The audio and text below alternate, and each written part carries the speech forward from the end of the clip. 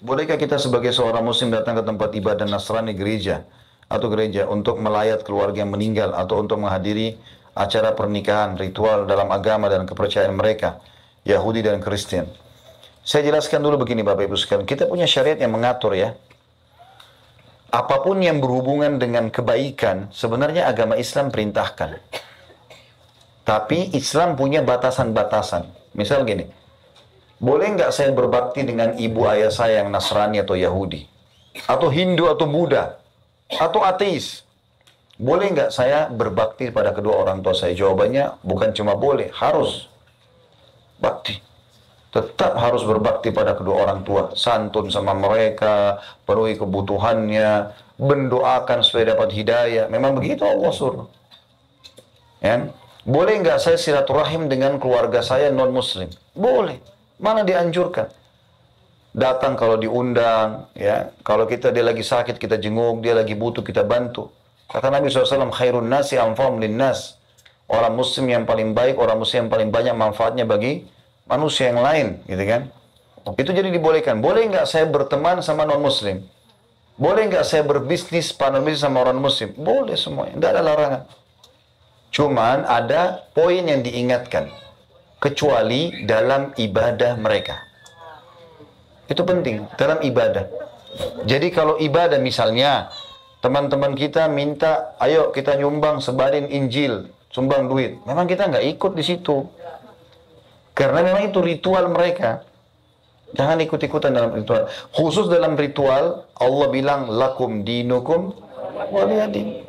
Kalian punya ajaran, kami punya ajaran. Sudah, masing-masing. Tapi yang lain, muamalah, bakti sama orang tua, bantu orang, jenguk orang sakit, segala macam bantu. Saya kemarin, subhanallah, jalan di LA sama teman-teman panitia.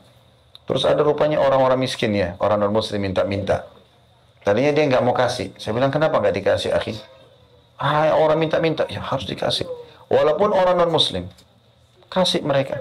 Siapa tahu jadi penyebab hidayahnya. Kita tidak tahu. Kan gitu.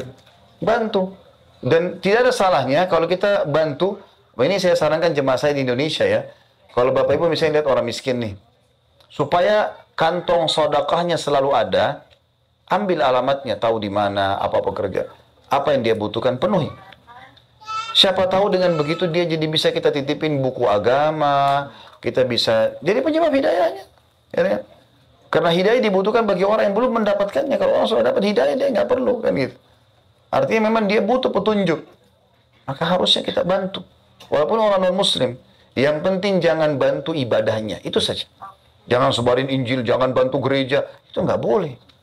Ya, itu penting ya. Termasuk hadir dalam acara ritual, jangan hadir dalam acara. Dan perlu kita punya prinsip, jelaskan. Yang Islam agama saya bolehkan ini, yang ini tidak boleh. Begitu memang. Jelasin, gitu kan. Nah, ini penting. Nah, sekarang kalau ada kerabat kita, orang non-muslim, sebelum meninggal, lagi sakit, lagi butuh, kita bantu, jenguk. Tapi kalau meninggal dan ada ritual, jangan hadir di ritualnya. Ritual kayak nyanyi-nyanyinya, apa segala macam, jangan hadir. Tapi kita setelah itu baru kita menyebutkan apa ya, apa saja itu tidak ada masalah. Tapi jangan di ritualnya. Ya. Jadi pernah begini Bapak Ibu sekalian, pernah di zaman Nabi Muhammad SAW di Mekah, pernah ada satu orang Quraisy diutus oleh orang-orang Quraisy mengatakan begini, hai Muhammad, bagaimana kalau Mekah kita bagi dua? Kata Nabi SAW, bagaimana maksudmu? Ya, sehari kamu sembah Tuhan-Tuhan kami, ikuti ritual-ritual kami. Kalau kita zikir-zikir, wirid-wirid, ikutin. Sehari kami ikut kamu. Adil kan? Sehari kami ikut kamu, kamu sehari ikut kami. Apa kata Nabi SAW? Tidak bisa. Bagaimana saya bisa sembah berhala nih? Gak mungkin. Teman-teman kita Nasrani sekarang itu bukan cuma sekedar nyembah Nabi Isa. Sudah patung yang ditaruh. Patung yang diajak ngomong. Kan ini masalah juga ya. Menyembah Nabi Isa saja itu sudah jadi tanda tanya. Kan gitu. Muslim menyembah Allah. Esakan Nabi Isa adalah Nabi. Kita pun seorang Muslim kalau ada yang mengatakan Isa bukan Nabi, dia kafir. Nggak boleh. Harus kita yakini masalah itu. Tapi dia murni Nabi. Allah mengatakan dalam Al-Quran perumpamaan Isa. Di sisi Allah seperti Adam. Diciptakan dari tanah kemudian jadilah manusia. Gitu kan. Allah yang menunjukkan kemahakuasaannya di situ. Jadi teman-teman sekalian, kita harus fahamin di sini, Kalau masalah ritual ibadahnya tidak boleh. Tapi kalau yang lainnya, nggak ada masalah. Kita boleh toleransi dalam masalah ini. Jadi perlu digarisbawahi ini ya, Allah alam. Kalau ada yang saya lupa tadi kata-katanya mungkin mohon dimaafkan.